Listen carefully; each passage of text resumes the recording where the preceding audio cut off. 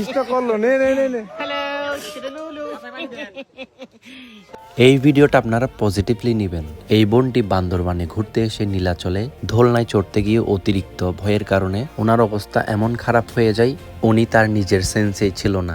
এরকম সিচুয়েশনে অনেক ভয়ের কারণে মানুষ স্ট্রোক করে মারাও যেতে পারে। তাই আমার এই ভিডিও দেখার পর আপনি যদি বান্দরবানে ঘুরতে এসে চড়তে চান, হার্ট দুর্বল কিংবা যারা ভয় পান তারা এইসব জায়গা অ্যাভয়েড করবেন। এই আপুটার অবস্থা একবার দেখুন। ইষ্ট ইষ্ট। শেষ শেষ শেষ।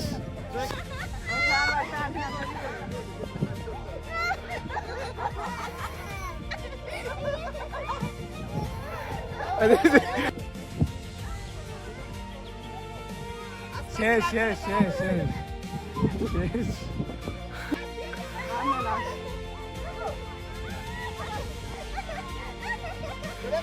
কি শখ আল্লাহ, আর উঠবো।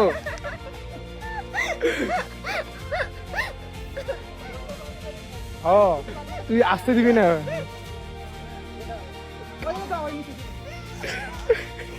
ইষ্ট করলো নে নে নে নে।